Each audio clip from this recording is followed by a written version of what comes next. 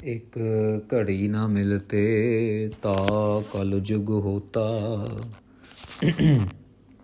धन धन गुरु अर्जन देव जी महाराज कृपा कर रहे हैं। साध संगत जी, 2 पदों की कथा हम लोग पहले श्रवण कर चुके हैं। ये 4 पदे इस शब्द में महाराज ने उच्चारण किए। हम लोगों ने उत्थान का भी सुनी और कितनी बेहबलताई में, कितनी कह लो कि विछोड़े के दुख को प्रकट करते हुए गुरु अर्जन देव जी महाराज जब गुरु गद्दी में नहीं सजे हुए थे तब ये शब्द उच्चारण किए। ये 3 पदे और चौथा पाठ शब्द का उन्होंने गुरु बनने के समय उच्चारण किया। सबसे पहला शब्द, सबसे पहली पंक्तियाँ इस शब्द में आई जो महाराज ने उच्चारण की। आओ आखिरी के पहले 2 पदे हमने श्रवण किए साध संगत जी, आखिरी के 2 पदे अब सुनने हैं। एक कड़ी ना मिलते ता कल युग होता।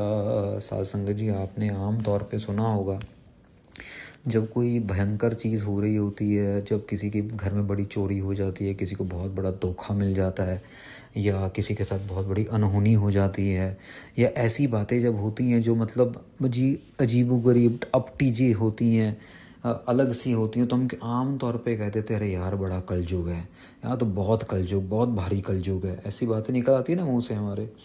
मतलब कहने का मतलब है कि वो बहुत ही ना चाहने वाली बातें होती हैं, ना चाहने वाले इवेंट होते हैं जो हो जाते हैं, जिनको हम पसंद नहीं करते। महाराज भी यहाँ पे कह रहे हैं कि कलयुग साध संगत जी किसी को भी तंग करता है, किसी को भी परेशान करता है। कलयुग का प्रभाव बहुत है। कलयुग के अंदर सारे विषय विकार हैं, कलयुग के अंदर सारी दुख तकलीफ़ें हैं।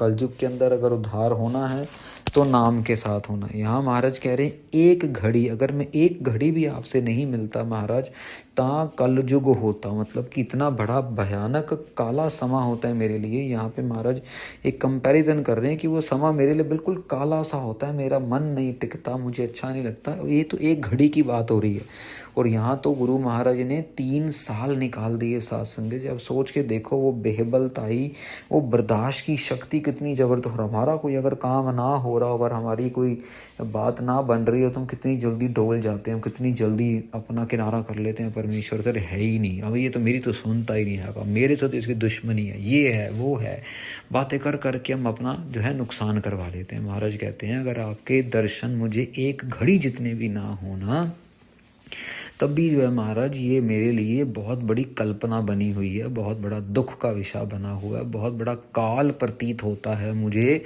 जैसे कि मुझे कोई खा रहा हो, मुझे कोई तंग कर रहा हो, मेरे चित्त को बिल्कुल भी अच्छा नहीं लगता है। हुण कद मिलिए प्रिय तुद भगवंता। महाराज कब मिलोगे हमसे, हम तो हाथ जोड़ के प्रार्थना। ये तीसरा पद है ना साध संगत जी, ये तीसरी चिट्ठी है जो गुरु अर्जन देव जी महाराज भेज रहे हैं। तो ये तीसरे पदे में फिर रिक्वेस्ट करते हैं महाराज कब मिलोगे मुझसे, प्रिय तुद भगवंता, मेरे भगवान जी, मेरे प्रिय, मेरे प्रीतम, हे भगवंत मुझसे कब मिलोगे। हुण कद मिलिए, कब मिलोगे मुझे, मेरी प्रार्थना कब सुनोगे, मेरी अरदास कब सुनी जाएगी, मुझे कब मिलोगे महाराज, कब मुझे दर्शन दोगे, मुझे कब आज्ञा दोगे कि मैं वापस लाहौर से अमृतसर वापस आ जाऊं। मोहे रैन ना विहावै, नींद न आवे, बिन देखे गुर दरबारे जियो। साध संगत जी, जब इंसान किसी जगह पे बहुत ज़्यादा समय रहे ना तो फिर उस जगह से भी बहुत प्यार हो जाता है, लगाव हो जाता है।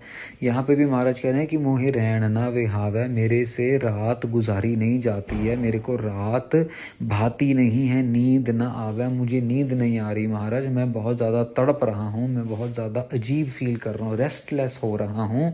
बिन देखे गुरु दरबारे जियो, अपने गुरु के दरबार को देखे बिना मैं बहुत परेशान हो रहा हूँ। महाराज कृपा कर दो मेरे पे, मुझे दर्शन दो। जैसे कभी कभार हम अपने घर से बाहर चले जाएं, कहीं होटलों में रह रहे हों, कोई पढ़ाई करने के लिए बच्चे बाहर चले जाते हैं तो मिस करते हैं ना कि मम्मी मैं अपना ड्राइंग रूम बहुत मिस करती हूँ, वहाँ पे बड़ा टीवी है, यहाँ पे तो छोटा सा कमरा, मुझे अपना बेडरूम बहुत मिस होता है। ऐसे आम तौर पे बातें होती हैं।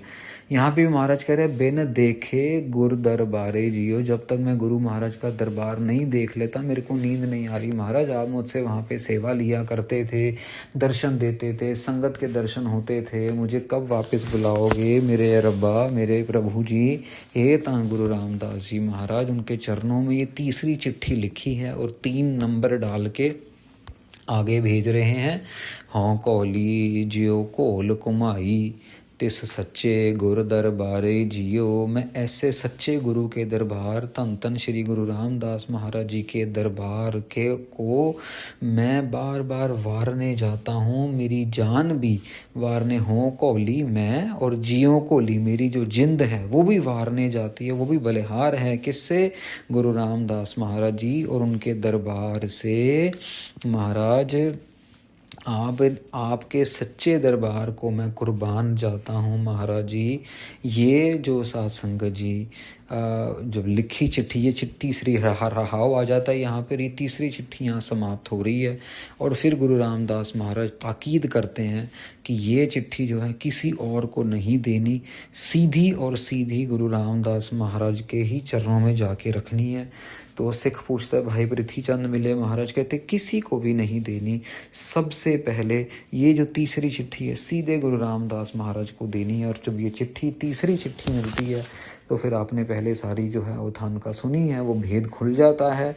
और जब भेद खुल जाता है तो फिर इनको बुलाया जाता है लाहौर से वापस। और जब ये लाहौर से वापस आते हैं गुरु अर्जन देव जी महाराज, तो फिर चौथा पदा उच्चारण करते हैं जो इनको गुरु गद्दी में सजाने के समय गुरु बना देता है। भाग हुआ गुरु संत मिलाया, कहते मेरे भाग्य खुल गई। चौथा पदा है ये, चौथा पदा गुरु बनने के बाद उच्चारण कर रहे हैं। भाग हुआ गुरु संत मिलाया, बहुत बड़ी कृपा कर दी है काल पुरख वाहिगुरु, बहुत बड़ी कृपा होगी। आज मेरे बहुत पुण्य हो गए जब मुझे बाबा बुड्ढा जी ने जो संत स्वरूप से उन्होंने मेरे गुरु से मेरे को मिला दिया है।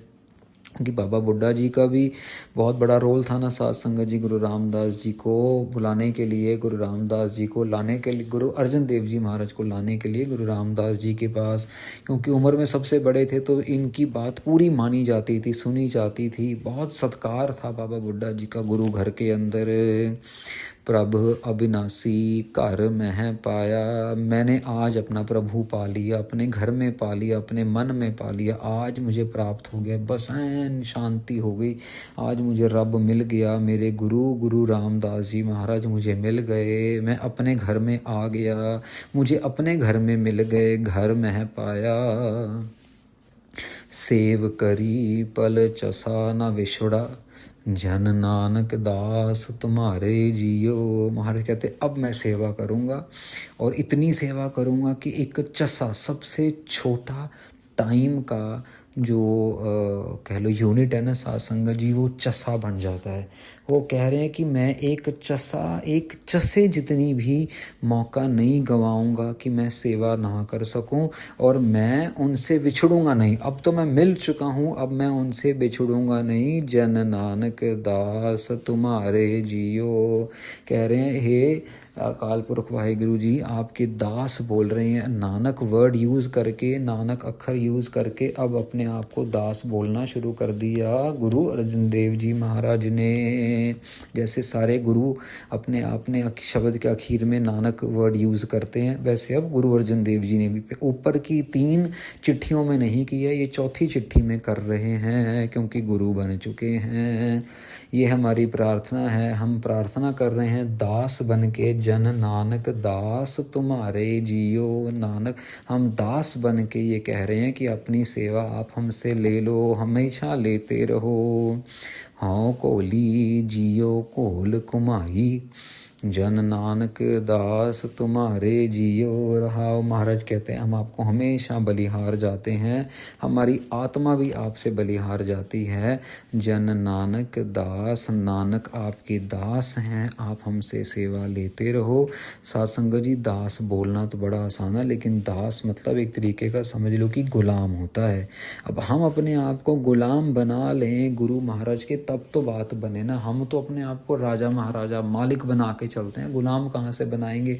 आप छोटा सा किसी को काम बोल तो दो, वो अपनी इतनी चतुराई दिखाएगा बीच में, अपने आप को इतना बड़ा 30 मार खान समझेगा कि उससे ज़्यादा समझदार अक्लमंद कोई है ही नहीं। यहाँ पे तो साध संगत जी अपनी अकल के ताले की चाबी बंद करके गुरु महाराज के चरणों में फेंकनी पड़ती है।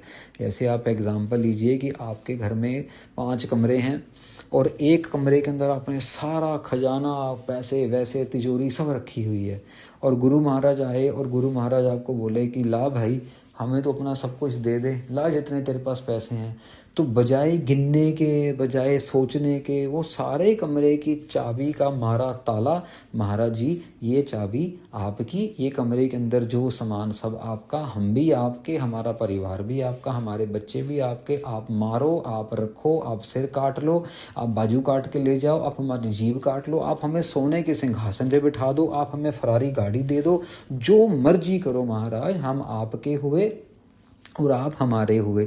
ये है दास भाव साध संगत जी, इसको कहते हैं दासा भाव। और जो अपने आप को, अब ये गुरु देखो, गुरु अर्जन देव जी महाराज ने दास अपने आप को बनाया, तो देखो कितनी बढ़ियाइयाँ आज तक उनके गुरुपुरब मनाए जा रहे हैं, रहती दुनिया तक मनाए जाने के, उनके नाम के ऊपर सारी दुनिया कच्ची लस्सी का लंगर लगाती है, छबील ठंडी लंगर लगाती है, पता ही नहीं कितने करोड़ लोग उनके शहीदी दिनों के अंदर कच्ची मीठी लस्सी पी के अपने आप को ठंडक देते हैं। ये गुरु महाराज की बढ़ियाइयाँ हैं साध संगत जी। जो अपने आप को कुर्बान कर देता है उसके ऊपर फिर गुरु सब कुछ कुर्बान कर देता है, उसके ऊपर से गुरु भी सब कुछ वार देता है। बड़ी बड़ी बातें हैं साध संगत जी। कुर्बानी का भाव, ये त्याग का भाव इस जगत में समझाया जाता है।